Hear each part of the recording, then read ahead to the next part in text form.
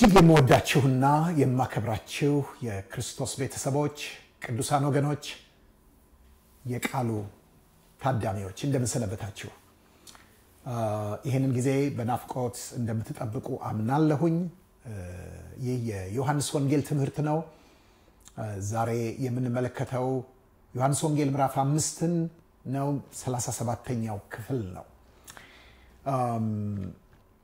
ባለፈው በዮሐንስ ወንጌል ምዕራፍ 5 ላይ ከቁጥር 1 አንስተን እስከ ቁጥር 8 ድረስ ያለውን ተመልክተን ነበር።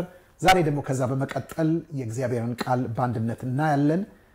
እንድናነብና አጭር ጸሎት እንድንጸልይ እጠይቃችኋለሁ። ዝም ብዬ ከቁጥር 8 ጀምሬ ላንብበው።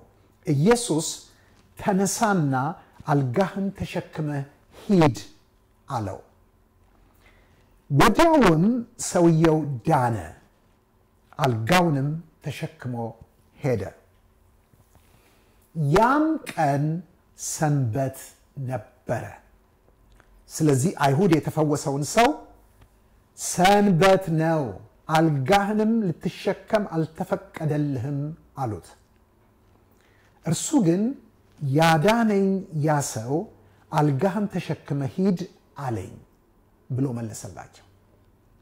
እነርሱም አልጋህን ተሸክመ ሂድ ያለ ሰው ማን ነው ብለው ጠየቁት። ዳሩ ግን በዚያ ስፍራ ብዙ ሕዝብ ስለነበሩ ኢየሱስ ፈቀቅ ብሎ ነበርና የተፈወሰው ሰው ማን እንደሆነ አላወቀ። ከዚህ በኋላ ኢየሱስ በመቅደስ አገኘውና እነሆ ድነሃል፣ ከዚህ የሚብስ እንዳይደርስብህ ወደፊት ኃጢአት አትስራ አለው። ሰውየው ሄዶ ያዳነው ኢየሱስ እንደሆነ ለአይሁድ ነገረ። ስለዚህ በሰንበት ይህን ስላደረገ አይሁድ ኢየሱስን ያሳድዱት ነበር፣ ሊገድሉትም ይፈልጉ ነበር። ኢየሱስ ግን አባቴ እስከ ዛሬ ይሰራል፣ እኔም ደግሞ እሰራለሁ ብሎ መለሰላቸው። እንግዲህ ሰንበትን ስለሻረ ብቻ አይደለም፣ ነገር ግን ደግሞ ራሱን ከእግዚአብሔር ጋር አስተካክሎ እግዚአብሔር አባቴ ነው ስላለ ስለዚህ አይሁድ ሊገድሉት አብዝተው ይፈልጉ ነበር። አጭር ጸሎት እንጸልይ። ቅዱስ አባት ሆይ ይህ ቃልህ ነው፣ ዘላለማዊ ስልጣን ያለው ሕያው የሚሰራ ቃልህ በጌታ በኢየሱስ ክርስቶስ ስም ግለጥልን፣ አስተምረን፣ ሕይወታችንንም ለውጥ። አሜን።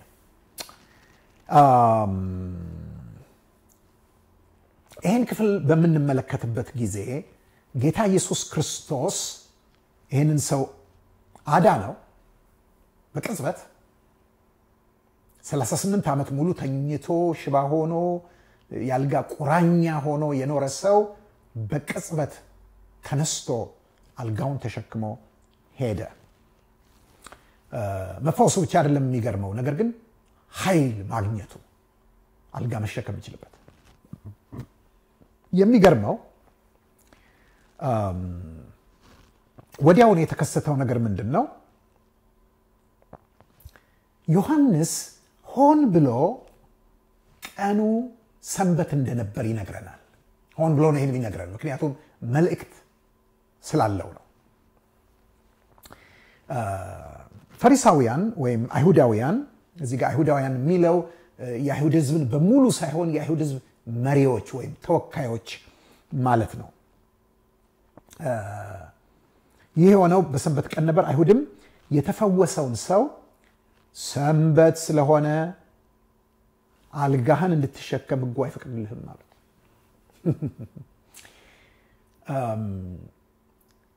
እነዚህ ሰዎች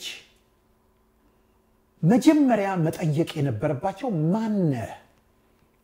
አንተ 38 ዓመት ሙሉ ሽባ ሆኖ ተኝቶ የነበርከው ሰው አይደለህምን? እንዴት መቆም ቻልክ? እንዴት መራመድ ቻልክ? እንዴት መሸከም ቻልክ? አልነበረም ጥያቄው። ጥያቄያቸው ቀኑ እኮ ሰንበት ነው፣ በሰንበት እኮ መሸከም አይፈቀድም፣ እንዴት ነው አልጋህን ተሸክመ የምትሄደው የሚል ነው። ወገኖቼ አንድ ነገር ተመልከቱ። ሰው ሰራሽ ሃይማኖት ራሱ ሸክም ነው።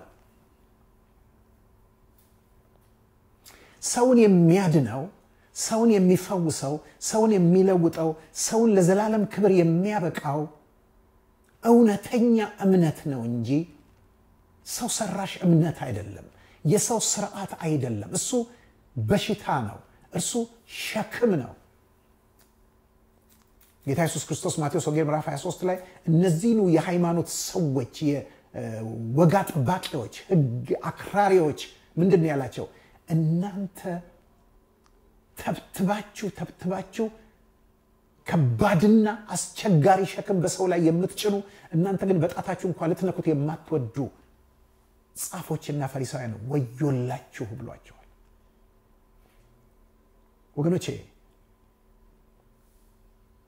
ሰው ሰራሽ ሃይማኖት እውር ያደርጋል። ምክንያቱም እነዚህ ሰዎች እውሮች ናቸው። እንዴት ነው ማይደንቃቸው? እንዴት ነው ማይገርማቸው? እንዴት ነው ማይጠይቁት? ይሄ እኮ ዜና ነው። 38 ዓመት ሙሉ ሽባ ሆኖ የኖረን ሰው በቅጽበት ተነስቶ አልጋውን ተሸክሞ መሄዱ ቆም ብለው እንዲያስቡ ሊያደርጋቸው ይገባ ነበር። እነዚህ ሰዎች ግን ወገኖች እውር ናቸው። ያሳወራቸው ደግሞ ሰው ሰራሽ ሃይማኖት። ጌታ ኢየሱስ ክርስቶስ ለምንድን ነው በሌላ ቀን ሊፈውስ ሲችል ሆን ብሎ በሰንበት ይህንን ያደረገው? ምክንያት አለው። ሊያስተምር የፈለገው፣ ሊያሳውቅ የፈለገው ነገር አለ። አንደኛው በማቴዎስ ወንጌል ምዕራፍ 12 ቁጥር 8 ላይ እንደተጻፈው የሰው ልጅ የሰንበት ጌታ ነው። እርሱ የሰው ልጅ ሲል በነገራችን ላይ የሰው ልጅ ማለት ዓለም ላይ የሚኖር ሰው ሁሉ ማለቱ ወይም ደግሞ human beings mankind ወይም የሰው ልጅ ማለቱ አይደለም። እኛ እንደምናስበው የሰው ልጅ ሲል ጌታ ኢየሱስ ክርስቶስ በትንቢተ ዳንኤል ምዕራፍ 7 ላይ የተጻፈው አይሁድ በጣም በተለይ በዛ ዘመን ይጠብቁት የነበሩት ያ ወደ እግዚአብሔር ፊት ቀርቦ ወገኖች፣ ህዝቦች፣ ቋንቋዎች ሁሉ ይታዘዙትና ይገዙለት ዘንድ ስልጣንንና ኃይልን በሰማይና በምድር የሚቀበለው መሲህ ሄዳችሁ እናንተ ማንበብ ትችላላችሁ። ምዕራፍ ትንቢተ ዳንኤል ምዕራፍ 7 ቁጥር 13 እና 14 ላይ እሱን የሰው ልጅ የሚመስለውን ደግሞ አየሁ ይላል። ስለዚህ ጌታ ኢየሱስ እሱን ወስዶ ነው እኔ የሰው ልጅ ነኝ ብሎ የሚለው፣ ወይም ደግሞ የሚመጣው መሲህ ነኝ፣ የምትጠብቁት ነኝ፣ ያ ስልጣን በሰማይና በምድር የሚሰጠው ጌታ ነኝ፣ ያ ህዝቦች፣ ወገኖች፣ ቋንቋዎች፣ ነገዶች የሚገዙለት መንግስት የሚኖረው የዛ መንግስትም ንጉሠ ነገሥት የሚሆነው እኔ ነኝ የሚለውን ነው እያስተላለፈ ያለው። ስለዚህ የሰው ልጅ የሰንበት ጌታ ነው ብሏል። ይህንን ማሳየት ነው የፈልገው። ምን ማለት ነው የሰው ልጅ የሰንበት ጌታ ነው? ኦኬ፣ ሰንበት የሚለው ቃል ለመጀመሪያ ጊዜ በመጽሐፍ ቅዱስ ውስጥ የተጠቀሰው በዘፍጥረት ምዕራፍ 2 ላይ ነው። ቁጥር 1 እና 2 ላይ ሄዳችሁ ተመልከቱ። በተለይ 2 ላይ እግዚአብሔርም በሰባተኛው ቀን ከሰራው ስራ ሁሉ አረፈ፣ እግዚአብሔርም ሰባተኛውን ቀን ቀደሰው፣ ባረከው፣ በእርሱ ከስራው አርፏልና ይላል። ምን ማለት ነው ብለን ካልን ተመልከቱ። ዘፍጥረት ምዕራፍ 1ን በምናይበት ጊዜ ዘፍጥረት ምዕራፍ 1 ላይ 10 ጊዜ እግዚአብሔርም እንዲህ አለ የሚል ተጽፏል። እግዚአብሔርም እንዲህ አለ ምን ማለት ነው? አንድ ተናጋሪ አለ ማለት ነው። ፈቃዱን፣ ሐሳቡን፣ ፍላጎቱን እንዲሆን የፈለገውን እቅዱን የሚናገር አለ ማለት ነው። እሱ እግዚአብሔር አብ ነው። ከዚያ በኋላ ደግሞ ቀጥሎ እንዲህም ሆነ ይላል። እግዚአብሔርም እንዲህ አለ ከሚለው ቀጥሎ እንዲህም ሆነ ይላል። እንዲህም ሆነ የሚለው ደግሞ የአብን ፈቃድ የሚያደርግ ልክ አብ በወደደው በፈቀደው መሰረት ደግሞ የሚፈጥር የሚተገብር ካለመኖር ወደ መኖር የሚያመጣ የሚሰራ አለ ማለት ነው። እሱ ደግሞ እግዚአብሔር ወልድ ነው። ስለዚህ ዘፍጥረት ምዕራፍ 1 ላይ ሁለቱንም እናያቸዋለን። ኢንፋክት የእግዚአብሔር መንፈስ በውሃ ላይ ሰፎ ነበር ይላል። መንፈስ ቅዱስንም እናያለን። ስለዚህ አብ ፍላጎት አለው፣ ፈቃድ አለው፣ ምክር አለው፣ ሐሳብ አለው፣ እንዲሆን የፈለገው ነገር አለው። ስለዚህ አብ የፈቀደው የፈለገው ነገር አለ። ያንን እንዳለ የሰራ የተገበረ የፈጠረ ደግሞ እንዳለ እናያለን። ስለዚህ ዘፍጥረት ምዕራፍ 2 ላይ እግዚአብሔርም ከሰራው ስራ ሁሉ አረፈ ሲል ምን ማለት ነው? አብ ያረፈው እግዚአብሔር ያረፈው በወልድ ስራ ላይ ነው።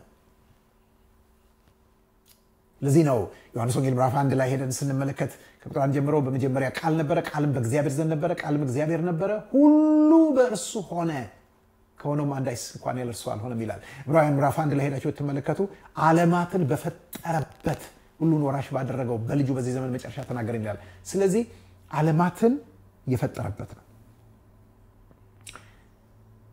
ምን አደረገው ማለት ነው? አሳረፈው። እግዚአብሔርንም ሰውንም ያሳረፈው የወልድ ስራ ነው።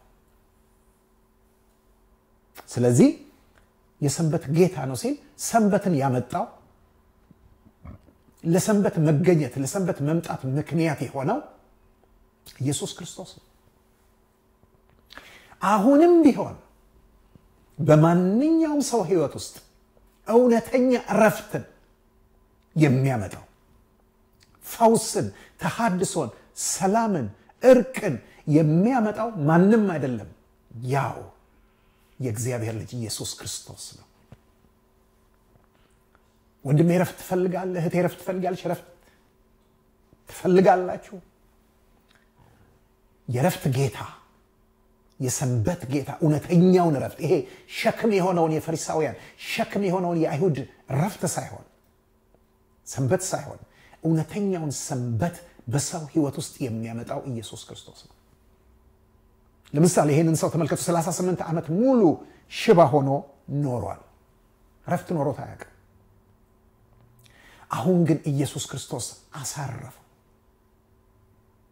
እውነተኛውን እረፍት ሰጠው። ሰዎቹ ግን እነዚህ ሰው ሰራሽ ሃይማኖት ያሳወራቸው ሰዎች የታያቸው ኢየሱስ ክርስቶስ የሰጠው እውነተኛ እረፍት እውነተኛ ሰንበት ሳይሆን የታያቸው አልጋ በመሸከም መስራቱ ነው የከነከናቸው።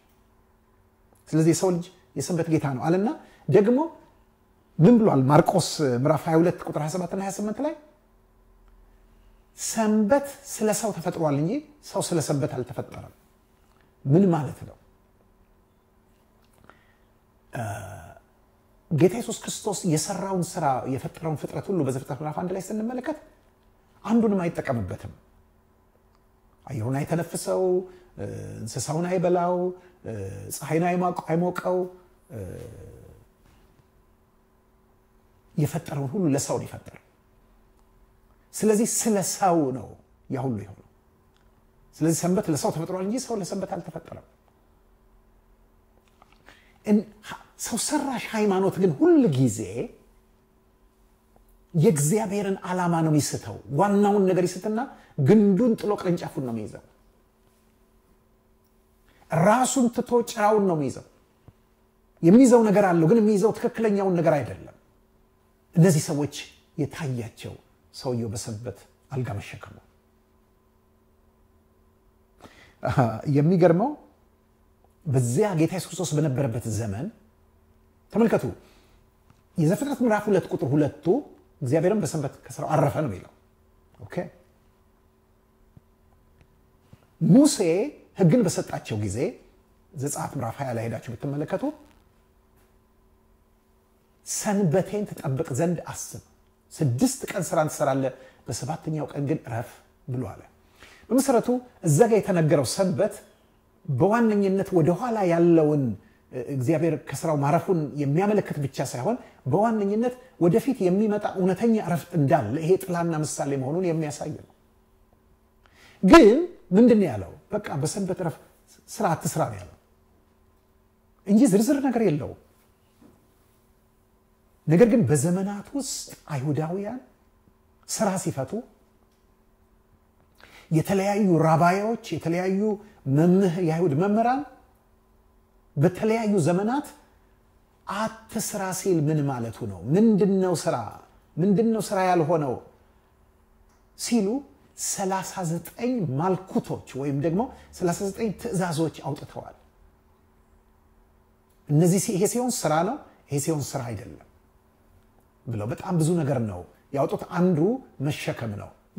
የለም ህጉ ላይ የለም፣ እግዚአብሔር ይሄን አልሰጠም፣ ሙሴም አልሰጠም። ነገር ግን እነሱ ባወጡት ላይ ወገኖቼ ሰው ሰራሽ ሃይማኖት ሁሉ ጊዜ ስራው እግዚአብሔር የተናገረውን ዋናውን ነገር ትቶ የሚመስለውን ነገር መጨመር፣ መቆለል፣ መተብተብ ነው። እግዚአብሔር ከሰው ሰራሽ ሃይማኖት ይጠብቃችሁ።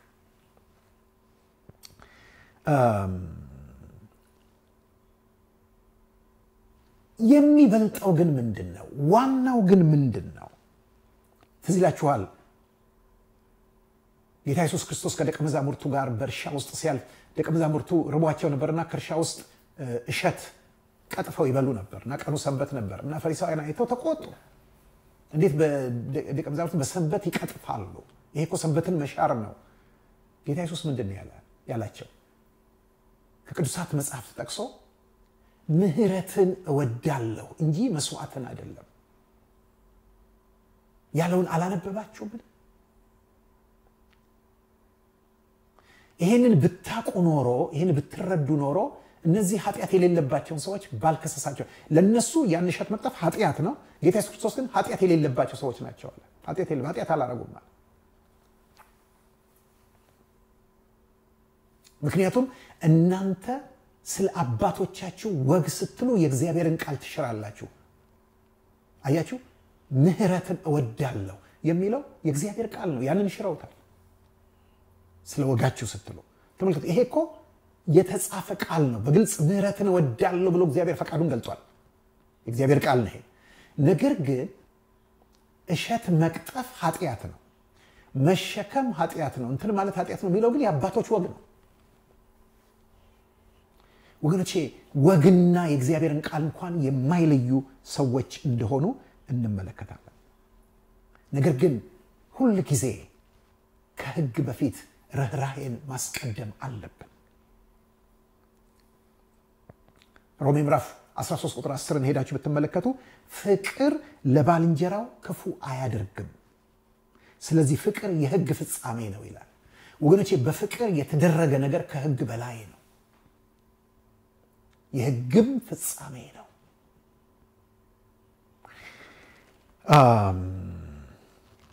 ስለዚህ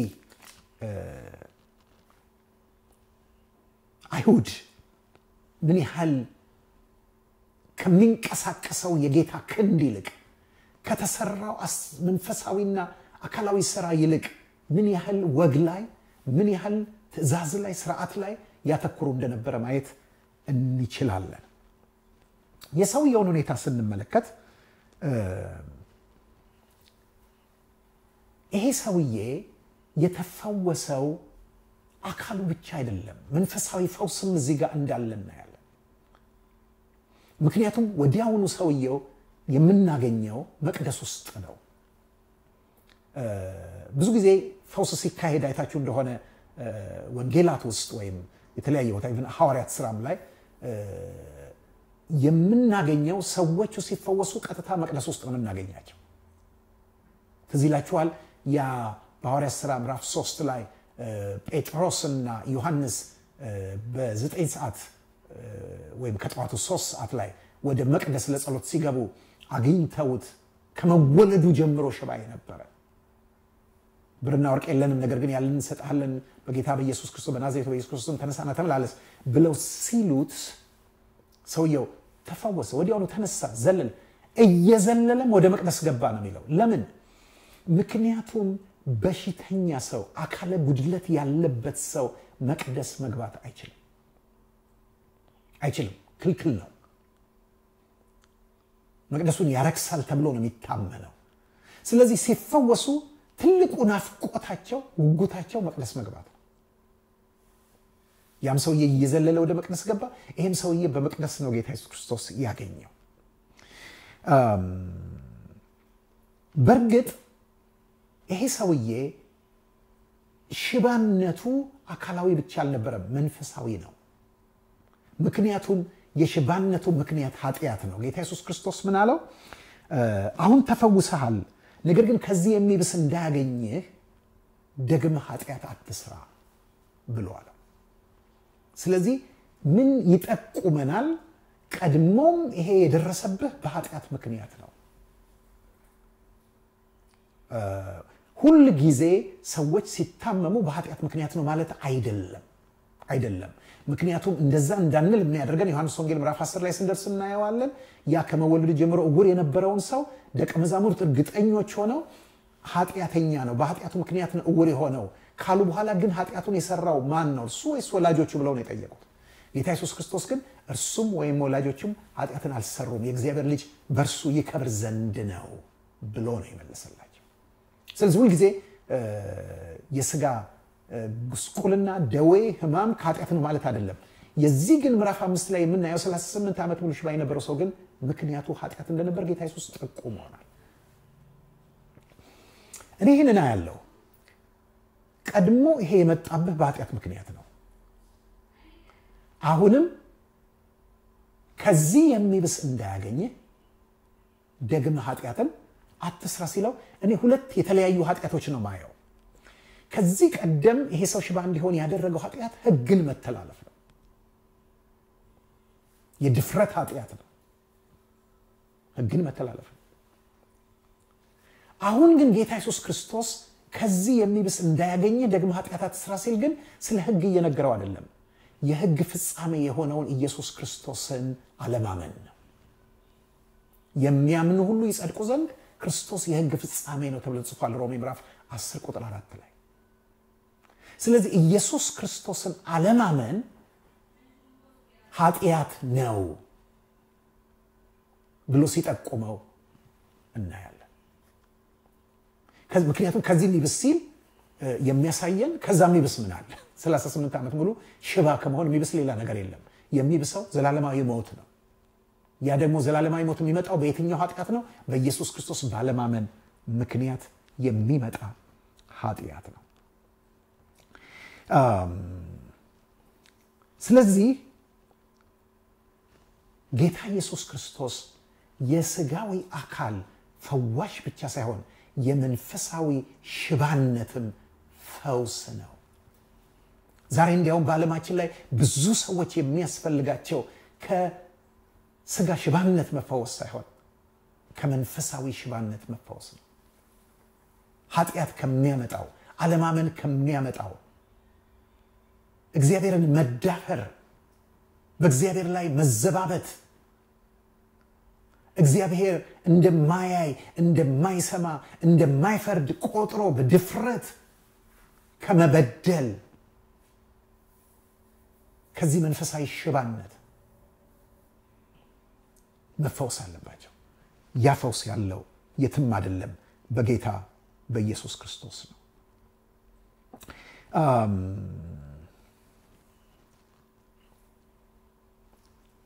ጌታ ኢየሱስ ክርስቶስ ይሄንን ሰው ከዚህ የሚብስ እንዳያገኝ ደግመ ኃጢአት አትስራ ብሎ ሲለው ተፈውሰሃል ሥጋ ተፈውሷል ግን የሥጋ ፈውስ የመጨረሻ ግብ አይደለም የሥጋ ፈውስ ለመንፈስ ፈውስ ለነፍስ ፈውስ መንገድ ነው አንዳንድ ጊዜ ሰዎች አስደናቂ አይነት የተአምራዊ የሆነ አካላዊ ፈውስ ያገኙና ነገር ግን በእውነት ወደ ጌታ ኢየሱስ ክርስቶስ ባለመምጣት በእርሱ ባለመታመን የእሱ ደቀ መዝሙር ባለመሆን በነፍስ ታድሶ ባለመለወጥ ተመልሰው ኃጢአት ውስጥ ሲገቡ እናያለን ስለዚህ ያ መንገድ ነው ሌላው ጌታ ኢየሱስ ክርስቶስ ቀደም ሲል እንደነገርኳችሁ አይሁድን በሰንበትን በመሻር በከሰሱት ጊዜ የመለሰላቸው መልስ አባቴ እስካሁን ድረስ ይሰራል እኔም ደግሞ እሰራለሁ ብሎ አላቸው። ምን ማለት ነው? ኦኬ ዘፍጥረት ምዕራፍ 2 ላይ ቅድም እንዳልኳችሁ ቁጥር 2 ላይ አሁን እግዚአብሔር ከሥራ ሁሉ አረፈ ተብሎ ተጽፏል። አብ ወልድ በሰራው ሥራ አረፈ። አብ ብቻ አይደለም፣ አብ ደግሞ የሰውን ልጅ የፈጠረውን ሰው ይዞት ወደዚህ እረፍት ገባ። አብንም በስራው የሚያሳርፍ ሰውንም በስራው የሚያሳርፍ እግዚአብሔር ወልድ ነው፣ ኢየሱስ ክርስቶስ ነው። በእርሱ ስራ በአንድ መንፈስ ወደ አብ መግባት አለን ተብሎ የተጻፈው ለዚህ ነው። ግን ለምንድን ነው ጌታ ኢየሱስ ክርስቶስ የሰራው? በነሱ ቀመር ሰንበትን የሻረው እሱ ሰንበትን አልሻረም። ሰንበትን ሊሽር አልመጣም። ሰንበትን ሊፈጽም ነው የመጣው። ሰንበትን ሙሉ ሊያደርገው ነው የመጣው። እውነተኛውን ሰንበት ሊያመጣ ነው የመጣው። ግን ለምንድን ነው ይሄንን ያደረገው ብለን ስንል እየነገራቸው ያለው ምንም እንኳ ዘፍጥረት ምዕራፍ 2 ቁጥር 2 ላይ እግዚአብሔር የፍጥረትን ስራ ሰርቶ ሲጨርስ ቢያርፍም ነገር ግን ዘፍጥረት ምዕራፍ 3 ላይ ይህ የፈጠረው ሰው ይህ በምድር ላይ ያሉትን ፍጥረታት ሁሉ የፈጠረለት ሰው በኃጢአት ምክንያት ወድቋል። በሰይጣን ተንኮል፣ በሔዋን መታለል፣ በአዳም መተላለፍ ወድቋል። ከእግዚአብሔር ተለይቷል። ከክብር ወርዷል። ጭንቅ ውስጥ፣ ማጥ ውስጥ፣ ስራ ውስጥ ገብቷል። ለዚህ ነው ከዚህ በኋላ ምድር ካንተ የተነሳ የተረገመች ትሆናለች፣ አንተም በላብህና በወዝህ ከምድር ትበላለህ፣ ምድርን አውቃ እሾህና አሜከላ ታበቅልብሃለች፣ ጥረህ ግረህ ትበላለህ የሚለው ያንን ስንመለከት ሰው ስራ ውስጥ ገብቷል፣ ድካም ውስጥ ገብቷል። ስለዚህ ሰው ስለወደቀ እግዚአብሔር ሌላ ሰው የመፍጠር ወይም ደግሞ ሐሳቡን ይሄንን የመጀመሪያውን ሐሳቡን ጥሎ ሌላ ሐሳብ ሌላ ቀን የማምጣት ስራ ውስጥ አይደለም የገባው። ይሄንን ሰው የማዳን ስራ ውስጥ ነው የገባው። እግዚአብሔር ፈጣሪ ብቻ አይደለም አዳሽም ነው።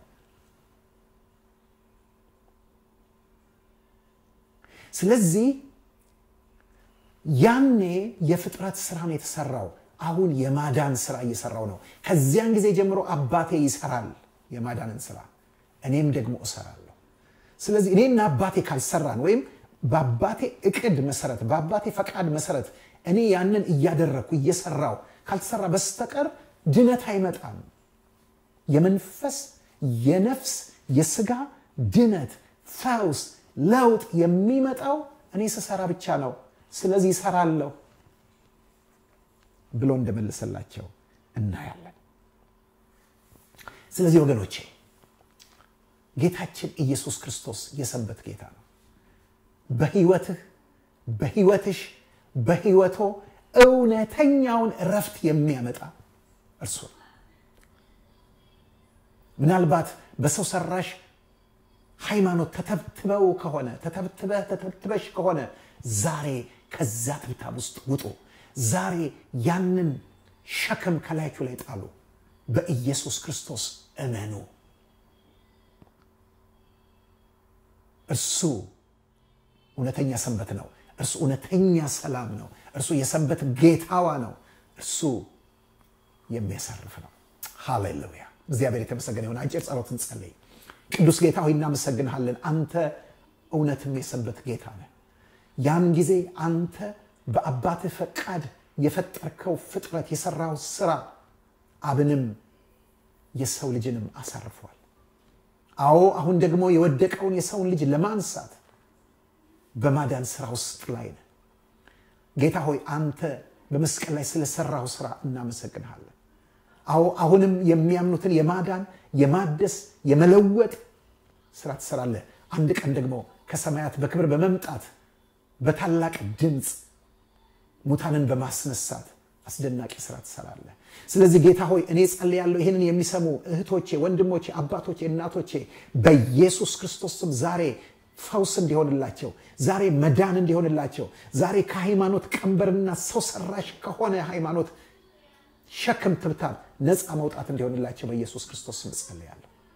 ጌታ ለአንተ አደራ አሳልፌ እሰጣቸዋለሁ በኢየሱስ ክርስቶስ ስም። ወገኖች በነበረን ጊዜ እንደተጠቀማችሁ አምናለሁኝ። የሚቀጥለው ክፍለ ጊዜ ላይ እስክንገናኝ በዚህ ሰናበታችኋለሁ። ደህና ቆዩ።